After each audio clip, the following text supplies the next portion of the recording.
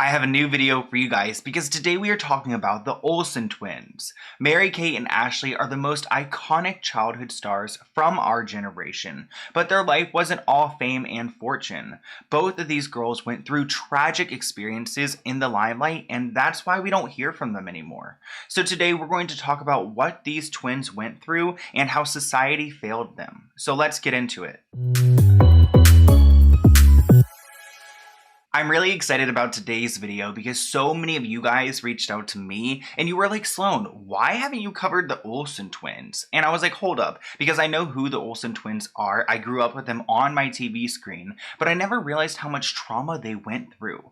Both Mary-Kate and Ashley went through traumatic experiences and they have their own stories. So today we're going to walk through some of those events they went through as children and throughout their career that should have never happened. Like I said earlier, society failed these girls, and you're going to understand why. Before we get into the video, I do want to say I do have merch. It's on Amazon. Literally no pressure at all, but I want to give it a shout out because a lot of you guys did not know that. But that's where this shirt came from, and I really appreciate your guys' support.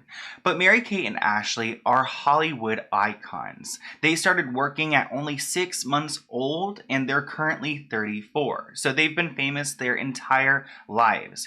And in today's video, we're going to go through it all. But I wanted to start back in 2004 because that was an extremely dark time in Mary-Kate's life. The twins were only 17 years old, and Mary-Kate was being accused of using substances to keep herself thin.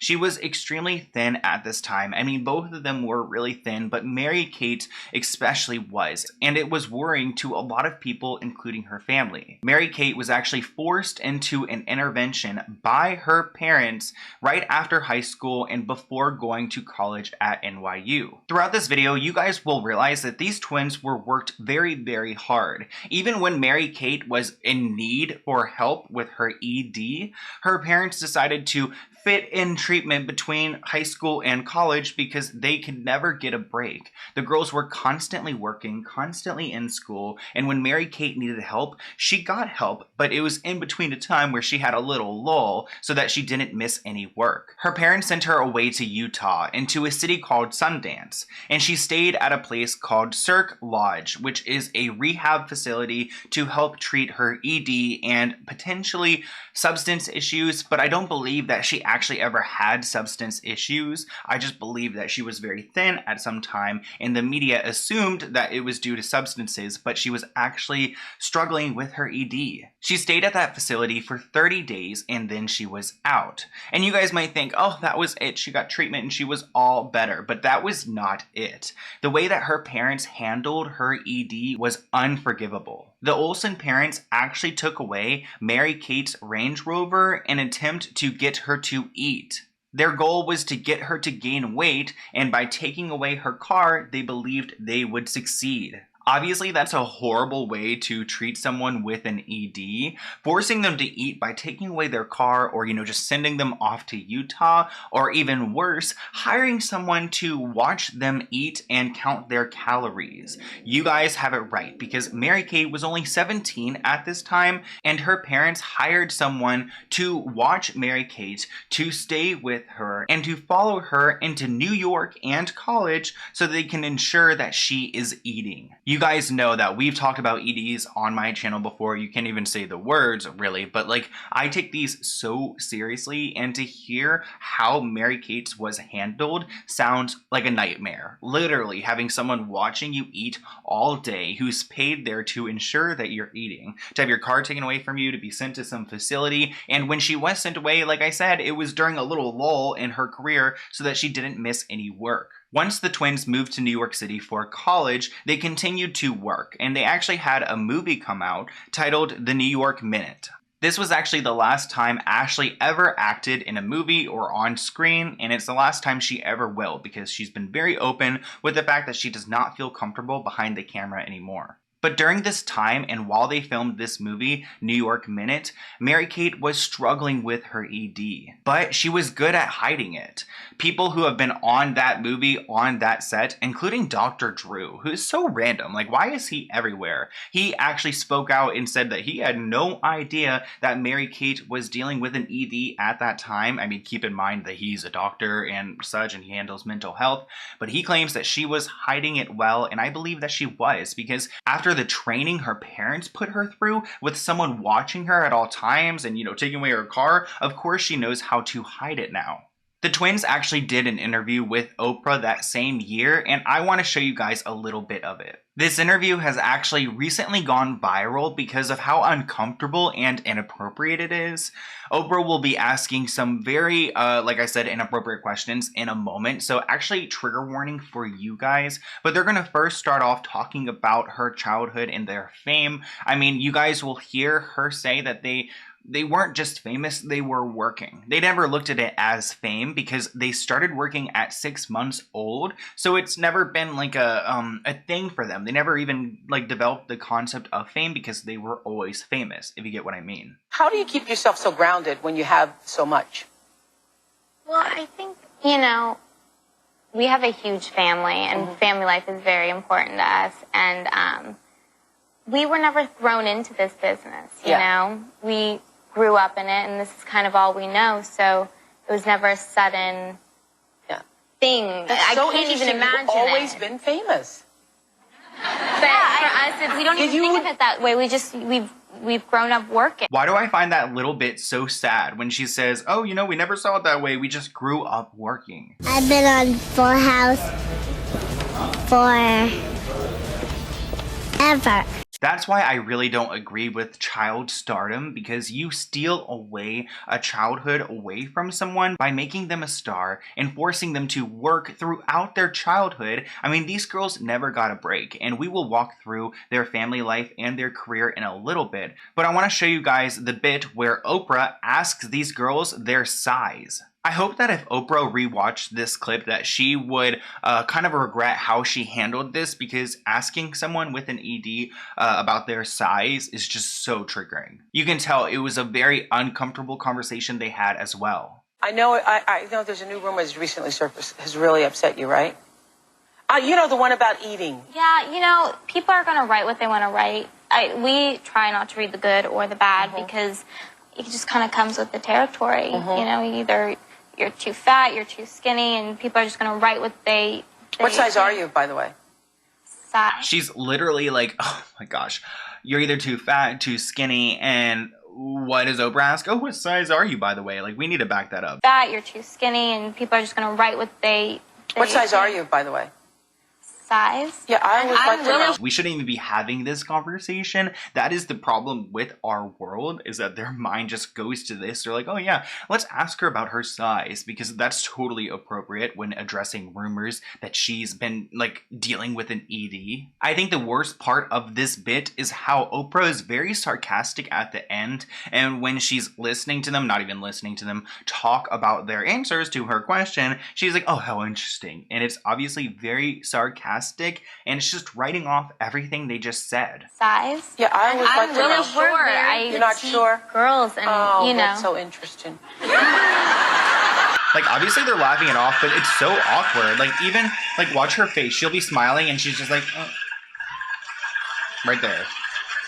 You saw that? It wasn't funny. It really isn't. This is a nervous laugh right here, because watch how it goes away, boom. So that was definitely not a good look for Oprah. But these girls have laughed about their circumstances in the past, because they both have been on SNL before, and the skit that they were in was all about the paparazzi making fun of their weight. Are you hungry? You're too skinny! Eat a sandwich! Yeah, eat a sandwich! So that little clip was obviously directed towards, the Olsen twins and the fact that they are thin and they need to eat a burger. So maybe they approved of that and they just laughed it off. But I feel like this whole situation just isn't funny to me. I mean, 2004 was a very, very rough year for these girls. They both actually ended up dropping out of NYU after shortly arriving because they just felt like they couldn't trust anyone in their classes. At this time, they both were at the top of the food chain, and everyone everyone was talking about them, selling stories about them, and trying to figure out what was next. Actually, right before the twins left school, they got into a tiff with Spencer Pratt because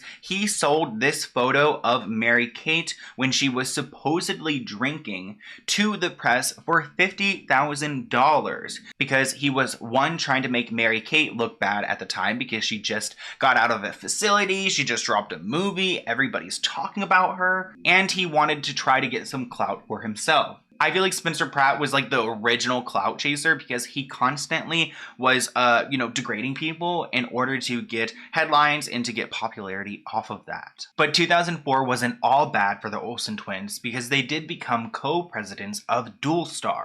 This is a company that they now own, and they started back in 1993. They started this company with a man named Robert Throne. And this man is a production director, and he was able to work with the Olsen twins to create this company. In 1993, they were only like 6 years old, so they obviously weren't running a company then, but they created this company, Dualstar, with the intentions that it will later become the Olsen twins' business. And it did. They used this company for all of their fragrances, all of their products, and back in the day, the Olsen twins were selling a ton.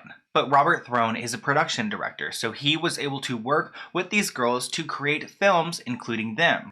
Through Dualstar, the twins featured in films like Double Double, Toll and Trouble, and 1994's How the West Was Fun, two films that the girls were in. This company also produced a series of musical mystery videos called The Adventures of Mary-Kate and Ashley, which premiered in 1994 and continued through 1997. But these twins were hard at work as children. They were worked very, very hard because in 1995, they came out with a film called It Takes Two. That same year, Full House ended, so they were done with that show, and unfortunately, their parents' marriage ended as well. These girls were very young and their parents divorced. To give you guys some background on the Olsen twins, their father's name is Dave. Their mother's name is Jarnette, but she goes by Jamie. They have an older brother named Trent, and they have a younger sister named Elizabeth. So they have a pretty large family. But then when the parents divorced, the dad actually went off and had 2 more children. So they have half-siblings, Courtney and Jake, from their father's second marriage. So there are a lot of kids in their family, but of course when they were working a ton at a young age, their parents split up, and I'm sure that definitely affected them and the household. Jamie Olsen gave birth to Mary-Kate and Ashley on June 13th, 1986 in Sherman Oaks, California. And then 6 months later, these girls were casted to work as Michelle Tanner on Full House. It was actually all by accident because the mom was supposedly friends with a friend who knew the casting director. She sent over a picture of her girls, and the casting director wanted to put them on Full House.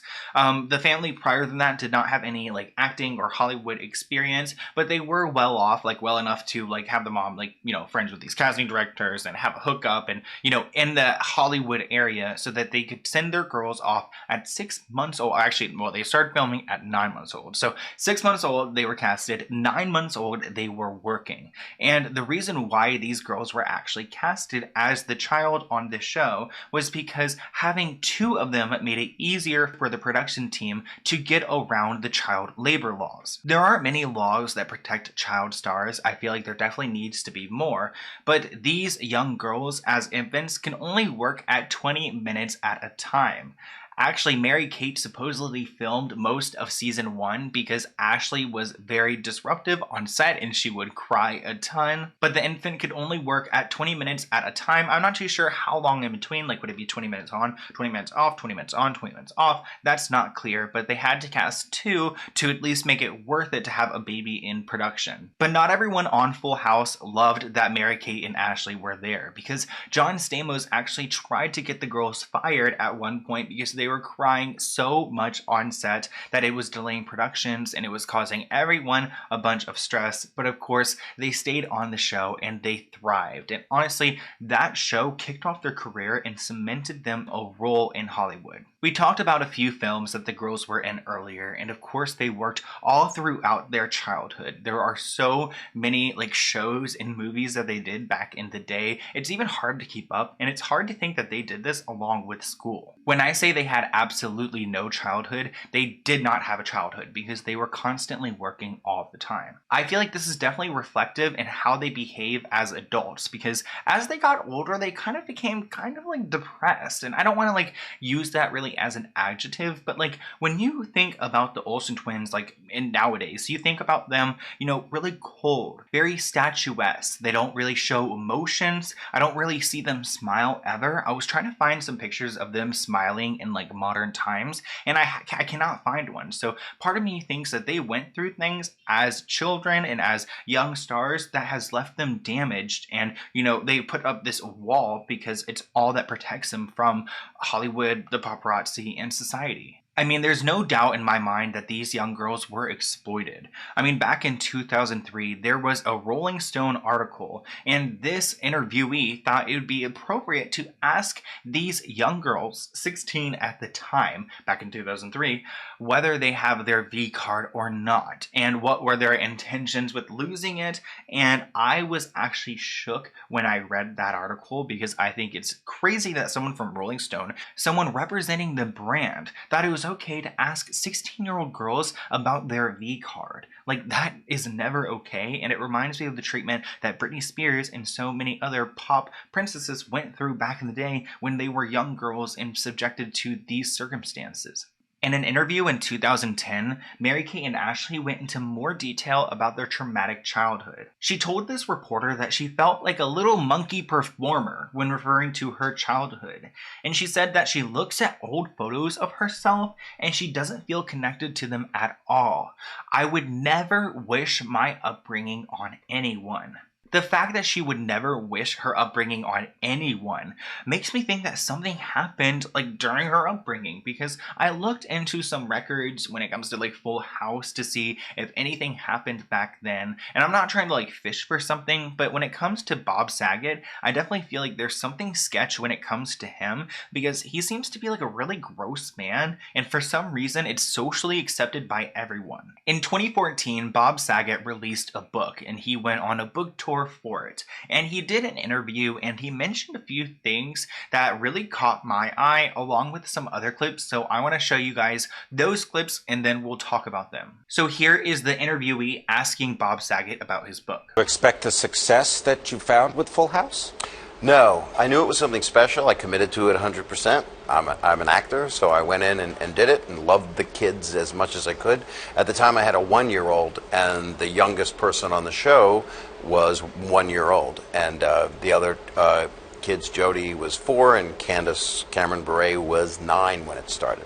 So is there a room on the set where you would go in order to be the filthy mouth individual? Because, of course, we can't say most of the words that are in this book, but you were able to deal with it on the set where that was also not. How were you able to deal with your nasty mouth self? I would be so offended if someone said something like that to me, but let's hear what he has to say. Allowed. I was a bit manic on the set, and I was also, even when there's kids, like I'm doing book signings, I'm doing one at the 92nd Street Y tonight, and it's difficult if there's kids there. I do stop myself. So I was on good behavior, but sometimes I did some inappropriate acts. All right. Well, let's talk about some of the training, some of the people that... How did that man just continue with the conversation? Oh, so let's just talk about some of the training. What do you mean you did some inappropriate acts? And that made me look into Bob a little bit more. So I went and I watched his roast, and I saw this joke, and I have to show it to you guys. So here is an old roast featuring John Stamos, where he goes for Bob, and he says a joke that I find very inappropriate and actually kind of haunting. Like, what a tough gig that must have been, huh? His entire job consisted of saying, "Take a look at this," which is what he used to say to Mary-Kate Olsen in her dressing room. You can see on people, oh my god, he's smiling. If you don't get what John was saying there, he claims that Bob, all he would do at Full House on set was tell Mary-Kate to look at this, in the dressing room, which I thought was really disgusting and gross and a foul joke. Something that obviously like triggered him because he's over here nervously laughing and everyone in the crowd was like, whoa. Something about this guy really rubs me wrong. So I don't know, maybe something happened on Full House, but like that was kind of before like technology, not like technology, but you know, before like the forums, and it's kind of hard to find any like accountings from anyone who worked on that show. In this interview with Ellen, the girls are referring to Dave when they talk about this memory they have on set, and I just have to play it for you guys because it's kind of odd that the first memory that comes to their mind was something extremely inappropriate. It's like such an amazing story. You're like just so successful, and what an amazing career that y'all have had. Been a long one so far. Yeah, I mean, you started at like 6 months old or something, yes, right? on Full House. We were 6 months old. And do you remember, like, what's your earliest memory of that? There's quite a few. I'm not sure if they're memories or old footage. Right. You kind of confuse the two. But we remember small things like being in a shower with Dave. All right, let's not talk about that. Even Ellen was like, hold up, let's not talk about that. Like, why would she bring up the fact that she was in a shower with Dave as a young girl? Just, again, like another weird thing that I found that makes me think that there could have been something more that happened with these girls. I feel like maybe they missed an opportunity to, like, expose some people because there weren't, like, a lot of internet resources or, like, I don't know, social media, and they definitely do not like social media, so you're not going to find them on there. But the girls did post one selfie to social media one time, literally just one selfie out there in the world, and it was back in 2016. They went on Sephora's account to promote Olivia and James, which is some company or something, but they posted this selfie and it was iconic. It made headlines everywhere because they never post, like I said. But just a quick mention about Full House, because I feel like we just like cut it off right there. You know, Fuller House came out in 2016 and they were like the only ones who weren't on the show. So I definitely feel like something happened on Full House where they don't want to be involved, or at least something like traumatic happened in their acting career that makes it so they don't want to be on screen or acting or anything like that anymore. They've completely disconnected from that lifestyle. In March 2017, they actually shared in an interview that they're used to being on the other side of the camera now, and it's actually hard for them to model because they're not on social media, they haven't been in front of the screen in a while, and they're kind of just over it. But let's switch gears and talk about another tragedy involving Mary-Kate Olsen. So you guys may have heard of Heath Ledger. He unfortunately passed away due to substances, and he was found by a masseuse, and at this point Heath was actually dating Mary-Kate for 3 months casually. This was back in 2008, and the masseuse found him. They found a bunch of calls from Mary-Kate on his phone, so the masseuse called Mary-Kate before she called 911, and Mary-Kate's security team arrived at Heath's place at the same time as the ambulance. There was a point in time when Mary-Kate was actually being investigated for Heath's passing, but she was ruled out as, you know, completely uninvolved, and he unfortunately passed away, and it was another tragedy that she had to live through. I mean, they weren't talking long. It was 3 months, but like it was long enough where she was calling him like, hey, what's up? And she sent her security and he was there within minutes to check up on the home. But when it comes to both of these girls, it seems like they both like to date older men, which honestly no shame at all. I just wanted to note this because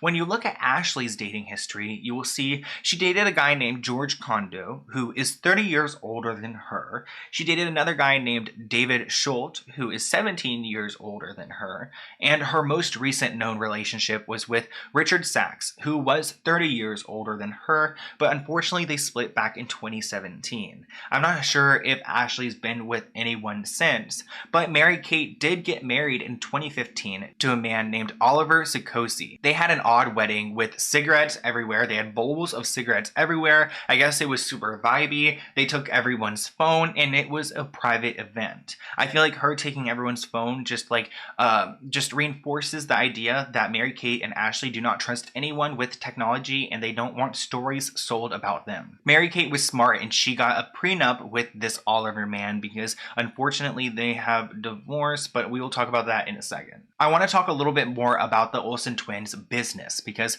we talked about Dualstar, which is something that they own and something that they have produced a bunch of other companies through. One of those companies is The Row, which is their luxury brand, and they sell very, very expensive items on their shop. Let's go ahead and check out the website together. So here it is. It was established back in 2006 and it sells very expensive items. Like this one is just called Look One, and let's see how much it is. It's literally almost $4,000 for that jacket, $850 shoes. They have very, very expensive products, which honestly that's fine if they're going to be a luxury brand and that's what's it. That's cool, but like it's obviously a big jump from being like an actress in Full House to selling really expensive garments like this. I mean, obviously these twins have made themselves fashion icons. If you look at their red carpet looks, it's always baggy couture, homeless chic, very modern. So they deserve the right to be fashion designers. But it is a really expensive brand, and it's also had controversies associated with the brand. Like back in 2012, they sold a pill backpack for $5,000. Thinking about, the Olsen twins and their issues with rumors in the past about substances, it was weird to see them put out this bag because I just don't really like the idea of like wearing medications. I've never really liked that. I know it's like a TikTok thing and people will have like pill like earrings or little bags and stuff, and I don't know what that's called, but I don't really like it. It's fine, I respect it if you do it, but it's just not my taste. But the pill backpack was in 2012, and then in 2015 there was another controversy with the brand because they were actually sued. Interns were suing this brand because they were accusing them of wage theft. The lawsuit was led by a former design intern who claims they were working 50-hour work weeks without any money. They also claimed that they were hospitalized at one point for dehydration after moving a bunch of wardrobes during the summertime.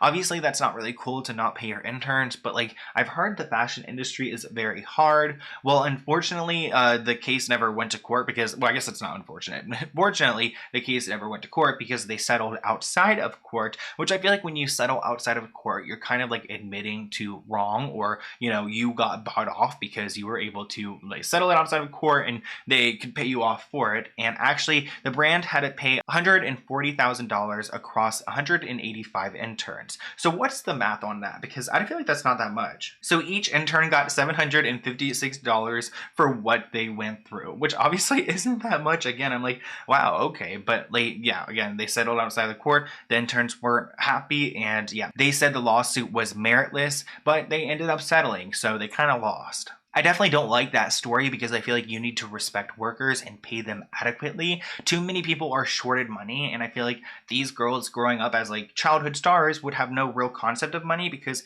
they were making a lot of it like at 6 years old. They were like Forbes like richest young person at one point. So no shade to them, but like you definitely want to pay your workers, even if you're not like, I don't know, if you're a fashion designer and you have like interns, like they deserve to get paid. Hopefully they learned a lesson on that one. As far as recent updates, there haven't been too many. In 2019, the girls were spotted because there was a video posted on Instagram where they wished Ashley Benson a happy birthday. And here is that video. Happy birthday, Ashley.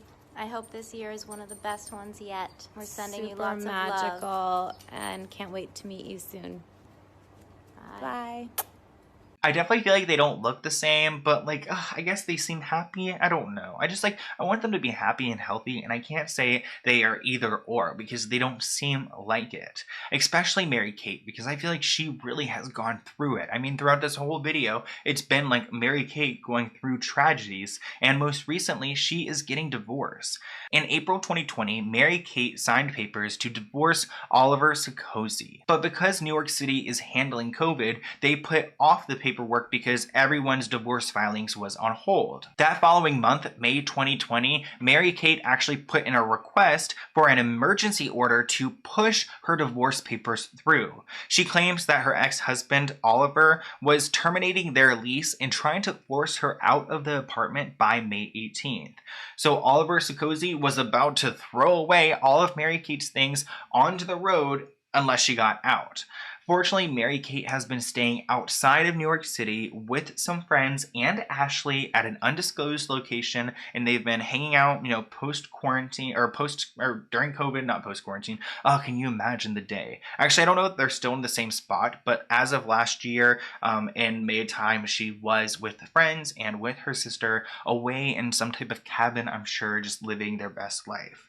I don't know what they're doing now. They're not really on social media, and I feel like they really like don't have to be. I feel like they get a pass because they went through so much, especially with paparazzi following them. Jingle bells, jingle all the way. Jingle bells, jingle bells. Can you please? That's enough. With their lives being public ever since they were 6 months old, they deserve some privacy, and I feel like it's time to respect their decision that they don't want to be in the limelight and to kind of let them be. I mean, of course they're going to pop up here and there, and when they do, they will be trending. But Mary-Kate and Ashley was once a legend, forever a legend, and they will stay that way, whether they're behind the camera or in front of it. And I do feel like there is a mystery to them because they've been so isolated the last few years. We don't really know much about their personal lives. I mean, we know about the divorce stuff because that's public filing, but other than that, I feel like we really don't know what's happened. So I would love to see an update on them, but I also understand why they're fearful because I feel like they've been screwed over so many times. But I want to hear what you guys think in the comments below. Tell me what was the most disturbing part of this video, because for me, it was the fact that they were like taking away her Range Rover and hiring people to watch her eat when she has an ED. Like, that's obviously horrible for her. So I'm so sorry to Mary-Kate and Ashley. Like, they don't deserve that. Like, society failed you, and I feel bad. I feel so bad for all these girls. Paris Hilton, Lindsay Lohan, Britney Spears, and Mary-Kate and Ashley, and there are probably even more that I'm forgetting about. But at the end of my videos, I usually open P.O. Box items, so I'm going to open some here. This one's actually from Ashlyn's. She's got a company called Ashlyn's Resin Art. She's from Texas, and I'm really excited to open this. I actually followed her on Instagram, and I'm really excited to see what she made for me. If you guys did not know, I am wearing my merch, like I probably said earlier, and if you want to get it, no pressure, but it is on Amazon, and I really appreciate your guys' support. I usually never like create anything to sell, so let's see what's going. Oh my gosh. It smells toxic in here, so let's see what's going on in here. Okay, so she sent me a note. Let's go ahead and read that first. Hey Sloan, I am a resin artist from Texas, and I love watching your channel. I wasn't sure what to send or to make you, so I decided to send you my most popular items. Oh, self-defense keychains. Ooh, I know you have Bunny, and she isn't a pit bull or a kitty, but I hope you enjoy these small items from my small business. Oh, wow. And I will link everything below, Ashlyn. I really appreciate you sending this. Let's see what's going on here. I love the packaging, too. Like, what is this called? It's not like hieroglyphic, right? It's like, what is it called? I don't know, but the ASMR of it all. Oh, wow, look at this. So this is like a keychain that I can use to get, if anyone tries to get me on the street. Wow, I think you want it like this, and it's like a kitty. This is actually really cute, and I love the mold. I love how it has like actual nose and whiskers, and the little tassel makes it so nice. Wow, I would not think this is like a small business. It looks like it's manufactured, like could be at like TJ Maxx or something, but wow, I love this so much, and it's also defensive, so I love that even more. Thank you, Ashlyn, for keeping me safe. And there's another one too, so let's see what this one's about. Another, ooh, it breaks itself out of the packaging. That's how you know it's got a point. This one's actually even sharper. So this, ooh, this is the pit bull, and I like how it has like the green and the black and the sparkles. This one's like, oh my gosh, I love this one. This one's going directly on my backpack, so I can boom, boom, boom. I love these alternative like devices to protect yourself because they're not necessarily like a boom, boom, but they're like a boom, boom, boom, you know? And I have, the green tassel just does it for me. Thank you so much, Ashlyn. These are both so sweet. I really appreciate it, and I will link your business below. Oh, I love it. And I have one more package to open. I've been opening 2 usually in videos because I just have so many and I want to get through them, and I feel really bad for you guys who are sending them and you're like, why have you been opening it? But I've honestly had not that much to talk about, so if you guys have video ideas, please email me, like, because I'm just like kind of stuck in a rut lately. But this package is actually from Rosie Lizzie, I think. Lizzie. It's, ooh.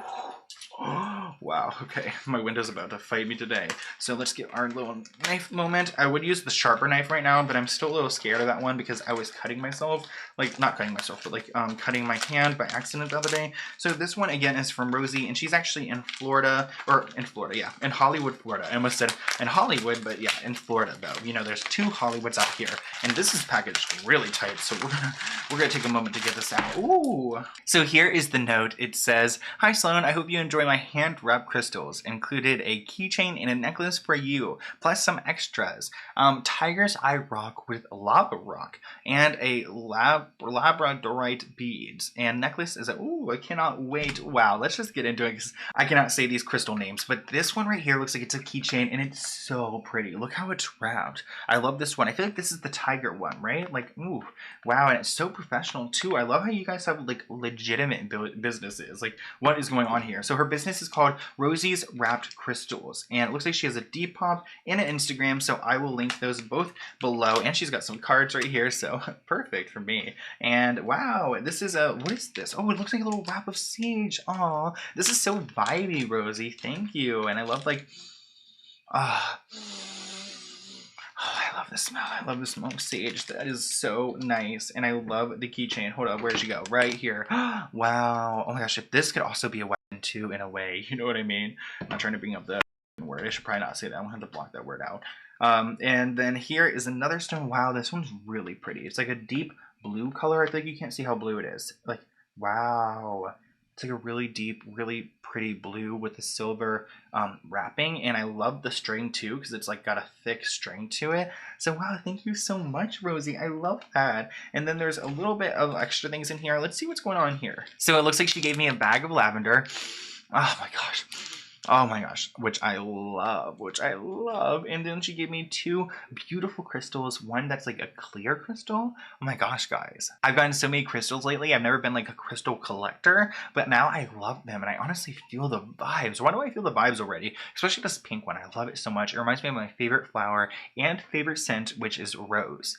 But thank you so much. I really enjoy these, and I'm just like shook at how you're able to like create this business. It's so impressive, and every single day I'm like, whoa, hold up, like these people are watching my videos, like it just doesn't even add up. But I am shook. Thank you so much, Ashlyn and Rosie. I really appreciate it, and I am just super impressed. So thank you guys, and I will see you both in a new video soon. Bye guys.